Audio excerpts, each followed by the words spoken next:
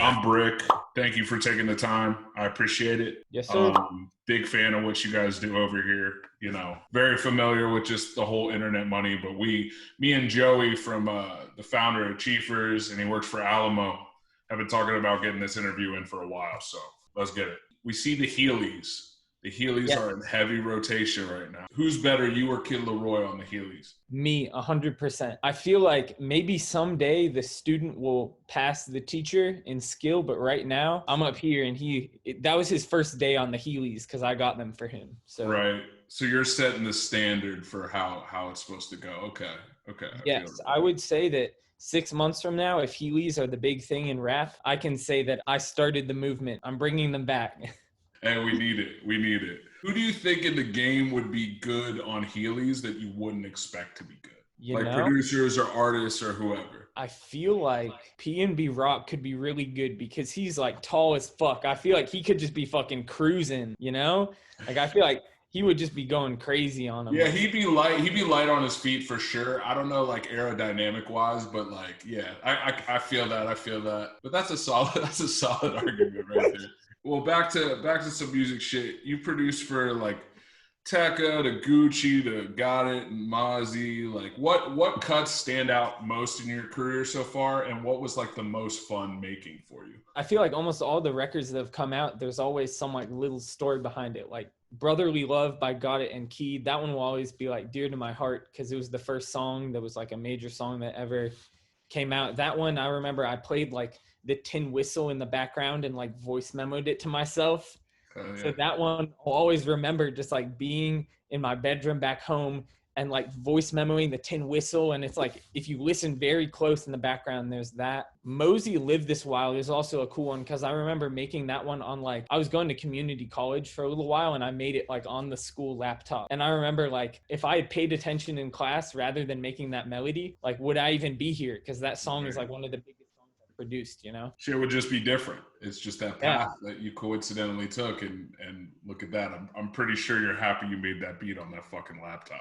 Oh, definitely. Are you in the studio with a lot of these artists? Or are you like into like I know that you're essentially, I don't want to just limit you to being a loop maker. You're a producer, but are you more into sending stems, or do you really discriminate with how you work with other people? In the past, I would make melodies just because I knew it was a way to like get my foot in the door in the industry. Like my whole strategy was like, okay, I'm just going to try to flood the whole industry with my melodies. And if I send to a bunch of people, at some point I'll land something. But now I feel like I've gotten to the point where like through Internet Money and Taz, I have more opportunities to get in the studio and really work on stuff in person. So like, I feel like I'll always think of like the melodies as something cool, but like right now I'm really enjoying like working like in person in the studio, working on the whole beat, like working with the artist. Because if you make a melody, maybe the artist doesn't even know who you are. Right. Like if you just made the melody and you send it to some other producer, like you're so removed from the whole creative process. How many producers are in Internet Money right now? Right now, let me think. The core group is probably like 15. And then after that, there are also producers that are like signed to other producers. So total, I think producers wise, there are like 30. It's getting to be a big family over here. Oh yeah. And how many artists are signed?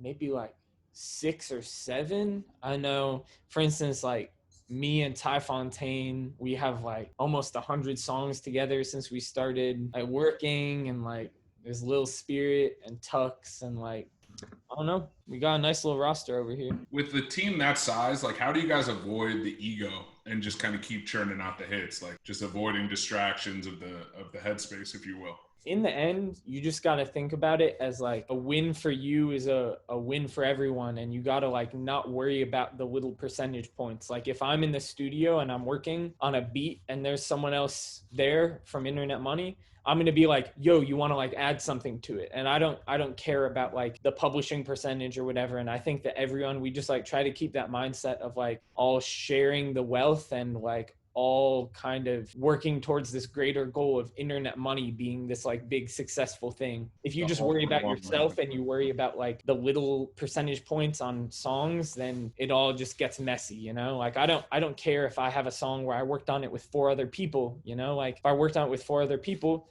that's a win for all of us. Like I'm not tripping about it. When'd you meet Taz? It was a little over 6 months ago. I remember in like December, I had the like Tekka Why You Look Mad song, and he hit me up, and he DM'd me and he said, Slime, it's time. And then like 2 days later, I just like flew out here to LA and like met everyone at the house. And the rest is history. What are some things that A&Rs do that piss you off? Bro, people be explaining things with the most vague words. Like people will be like, it's not even like using words like up tempo or like, but they always just say things like banger or like melodic. Like making a movie type shit?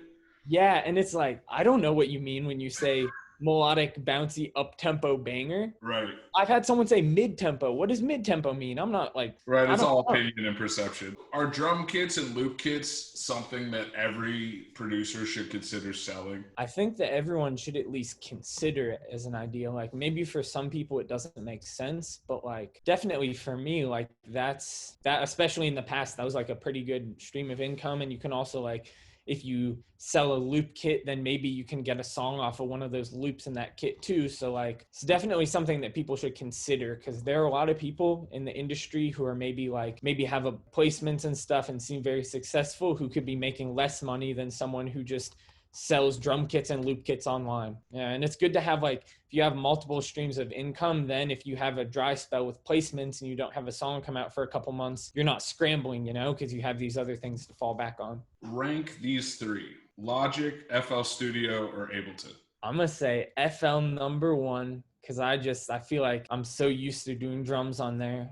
And then Ableton, I feel like when I'm using analog gear, I like recording into Ableton. And Logic, I'm sorry, Logic, you're coming in at number 3. Even though Logic has some cool features and the time stretching is cool, I just like, personally for me, I don't really have much of a use for it. Who are the up-and-comers who everyone needs to know about from a production standpoint, in your opinion?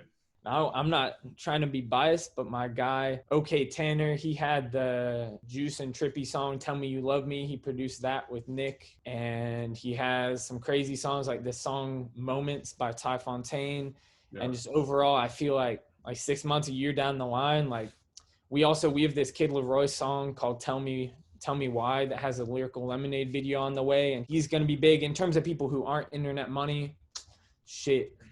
My guy 1050 going crazy, producing for like Got It and Keyed. Bro, that's my guy.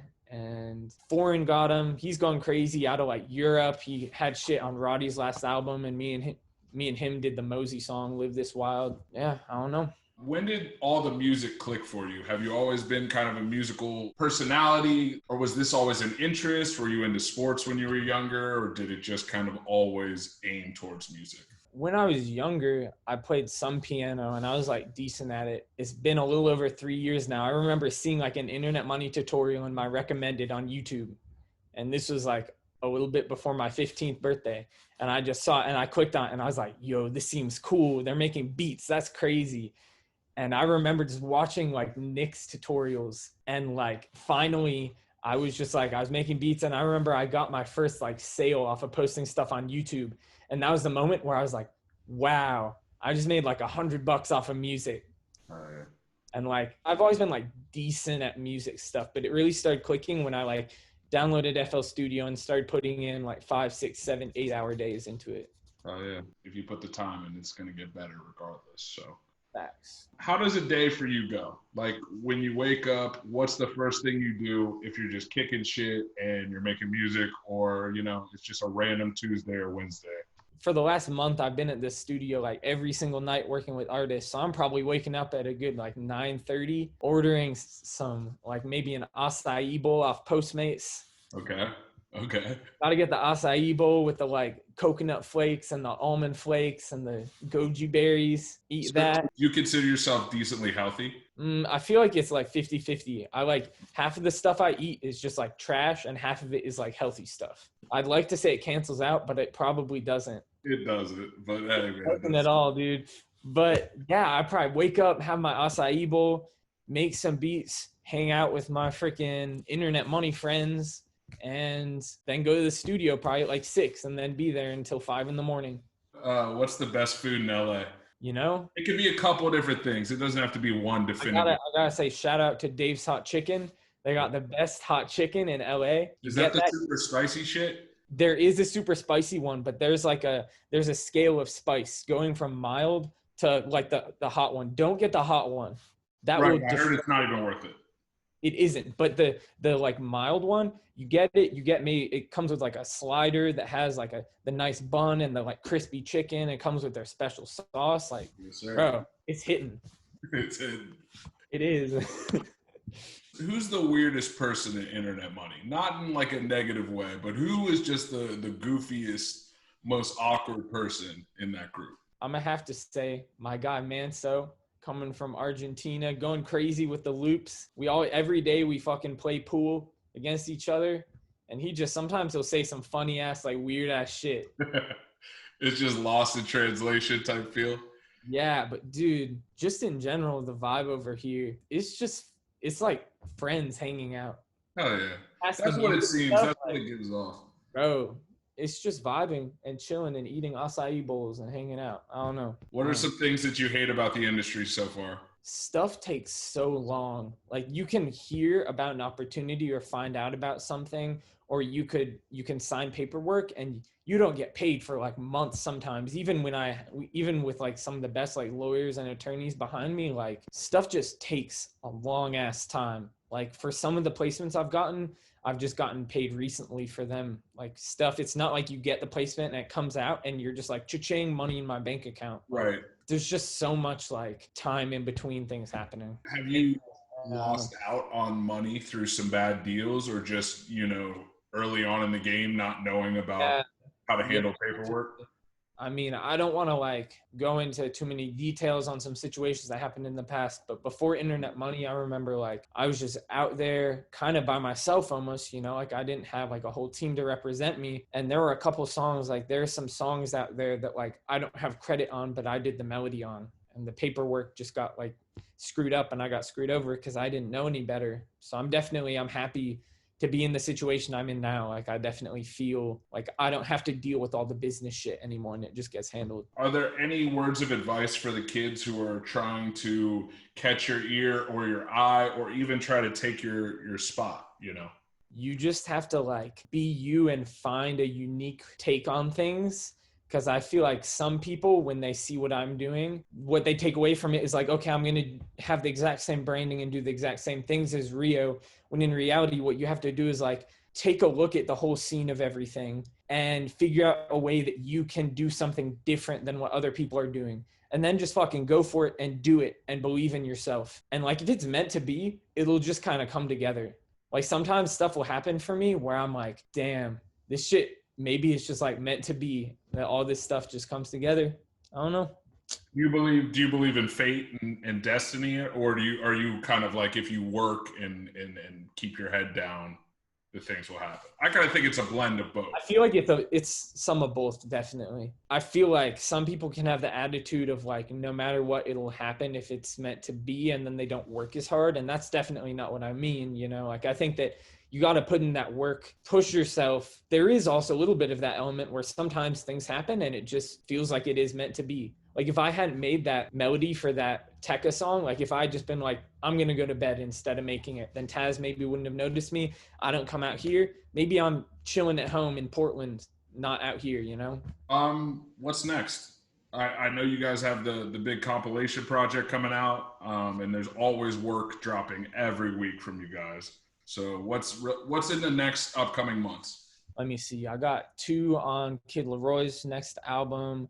I think I got 1 on Mosey's Deluxe. I got 5 on the like Internet Money compilation album I'm really excited for. Got 4 on Ty Fontaine's project. So just casually dropping the amount of placements you have on people. Hey, I love it, bro. That's what it's all. Honestly, I don't know. I'm just taking it day by day and trying to work really hard. And I think that like it's easy to get caught up in like external accolades when really like I have like most of my goals for this year weren't like get this many placements or make this much money. They were like learn this new skill or improve at this thing, because I feel like in the long run that's more helpful than like get this many placements. Bro, you're 18, right? Yeah, my birthday, June 12th. I just turned. Hey, hell yeah. Happy belated. Birthday. I'm on the 30th at the end of the month, so we're coming up on mine too. But congrats, man, on all the success. Thanks, We bro. appreciate you taking the time. Is there anything else you want to add, throw in there? Not really. I feel like this was a good time. This is the first time I've ever done an interview like this, and I'm excited for the future because fucking like a year from now, shit's gonna be crazy. I'm excited. For sure, bro. You're ahead of the curve, definitely. But you seem very humble, and I think you have a great team over there. And thanks again, bro. Have a good rest of your day, man. Appreciate you. Have a good one, bro. Money coming in like Kurt. Money coming in, it's a common occurrence. I don't care what they talk, man, that shit wrong. Do